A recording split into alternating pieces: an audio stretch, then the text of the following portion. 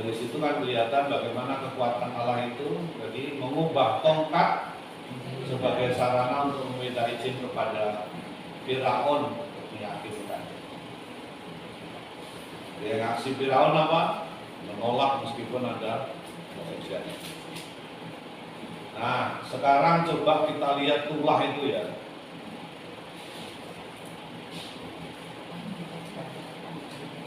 Tulah yang pertama.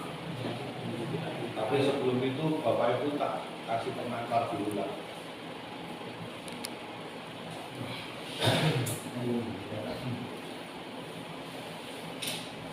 Ini ya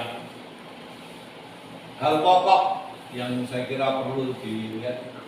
Melalui tulah-tulah ini mau diperlihatkan bagaimana Allah memperlihatkan kekuatannya di depan Firaun. Tulahnya berjumlah berapa? 10. Ada berbagai macam usaha untuk menerangkan mengenai tulah. Nah ya, mungkin ini yang perlu dipahami. Misalnya mengenai komet yang berkontak dengan bumi dan menyebabkan adanya debu merah. Ada pula yang menceritakan mengenai gunung berapi yang meletus pada abad ke-15 sebelum Masehi yang menyebabkan gelombang yang dahsyat. Jadi berbagai macam cara latar belakang. 9 tulah bersifat kodrati dan 1 tulah bersifat adikodrati. Menurut ilmuwan itu, ke-9 tulah pertama menunjukkan urutan logis dan bersambung. Mulai dengan meluapnya Sungai Nil yang biasanya terjadi pada bulan Juli dan Agustus, disusul sederetan tulah-tulah terakhir pada bulan Maret. Bulan Abib Ibrani, itu bulannya Ibrani. Bila luapan air amat tinggi akan mengakibatkan bencana atas Mesir, sama dengan kalau airnya terlalu rendah. Itu misalnya kejadian alam. Nah, yang mau dikatakan itu apa Bapak Ibu? Jadi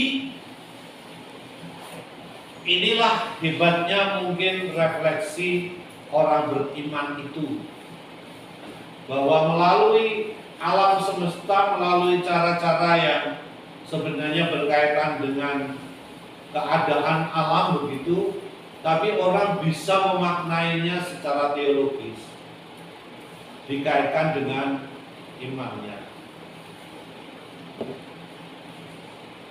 Jadi hal-hal yang mungkin terjadi sangat alamiah, kodrati itu kan, alamiah, tetapi bisa dimaknai, bisa direfleksikan sebagai tangan Tuhan.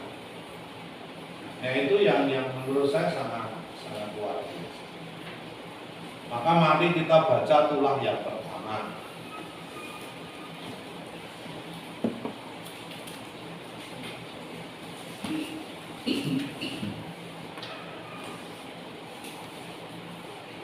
Sampai mana tadi? Tulah pertama, air menjadi darah. Berfirmanlah Tuhan kepada Musa, Firaun berkeras hati, ia menolak membiarkan bangsa itu pergi. Pergilah kepada Firaun pada waktu pagi, pada waktu biasanya ia keluar ke sungai. Nantikanlah dia di tepi Sungai Nil dengan memegang di tangan tongkat yang tadinya berubah menjadi ular. Dan katakanlah kepadanya, Tuhan, Allah orang Ibrani, telah mengutus aku kepadamu untuk mengatakan, biarkanlah umatku pergi, supaya mereka beribadah kepadaku di padang gurun. Meskipun begitu, sampai sekarang kau tidak mau mendengarkan. Sebab itu beginilah firman Tuhan, dari hal yang berikut akan kau ketahui, bahwa akulah Tuhan. Lihat, dengan tongkat yang di tanganku ini akan kupukul air yang di Sungai Nil, dan air itu akan berubah menjadi darah. Dan ikan yang dalam Sungai Nil akan mati, sehingga Sungai Nil akan berbau busuk. Maka orang Mesir akan segera meminum air dari Sungai Nil ini. Tuhan berfirman kepada Musa, Katakanlah kepada Harun, ambillah tongkatmu, ulurkanlah tanganmu ke atas segala air orang Mesir, ke atas sungai, selokan, kolam, dan ke atas segala kumpulan air yang ada pada mereka, supaya semuanya menjadi darah, dan akan ada darah di seluruh tanah Mesir, bahkan dalam wadah kayu dan wadah batu. Demikianlah Musa dan Harun berbuat seperti yang difirmankan Tuhan. Diangkatnya tongkat itu dan dipukulkannya kepada air di sumur di depan mata Firaun dan pegawai-pegawainya.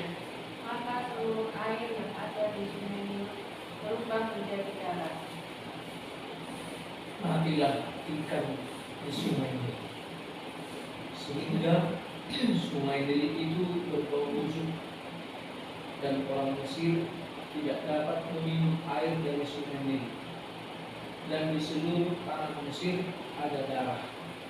Tetapi para ahli Mesir membuat yang demikian juga dengan ilmu-ilmu mantra mereka, sehingga hati Fir'aun berkeras dan dia tidak mau mendengarkan mereka keduanya, seperti yang telah difirmankan Tuhan. Firaun berpaling lalu masuk ke istananya dan tidak mau memperhatikan hal itu juga. Tetapi semua orang Mesir menggali-gali di sekitar sungai Nil mencari air untuk diminum, sebab mereka tidak dapat meminum air sungai Nil. Demikianlah penyakit air itu tadi telah Tuhan memulai mengulas di sungai Nil.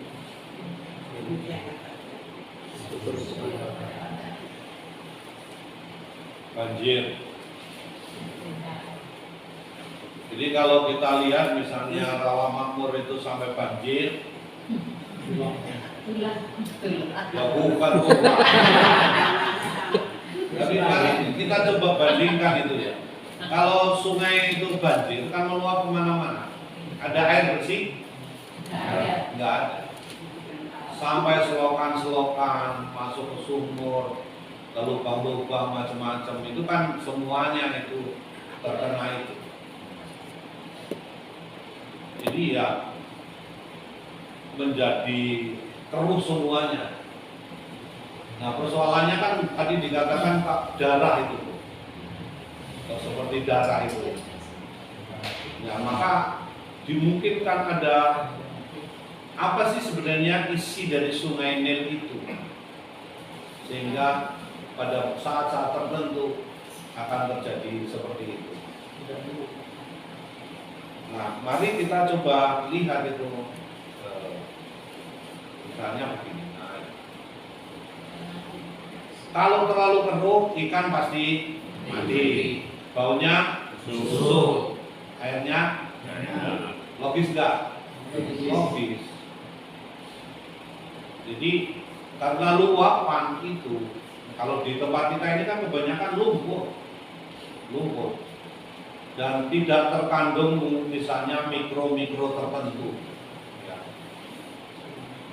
Makin tinggi airnya makin banyak lumpur yang tertahan, khususnya tanah merah yang halus dari lembah sungai Nil, biru dan Adbara. Nah, itu persoalannya di sana.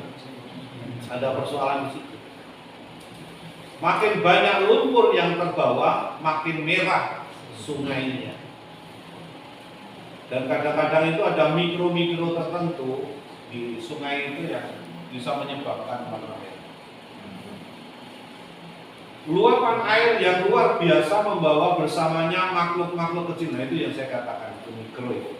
Yang dikenal sebagai flagellates dan bakteri-bakteri.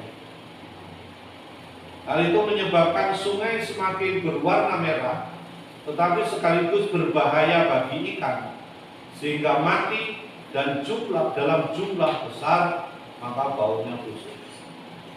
Jadi saya kira itu khaslah sungai di Mesir itu.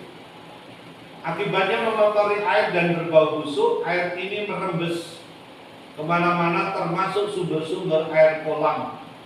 Maka kita bisa bayangkan kalau Di tempat kita ini kan dulu ya, aslinya kan banyak seperti di Pagralam mungkin masih. Itu kan orang mengambil air minum dari mana? Sungai atau pinggir sungai. Kalau orang Jawa namanya belik ini, pinggiran itu. Sehingga kalau terjadi luapan seperti ini, tertutup. Air itu, sumber-sumber air itu tertutup.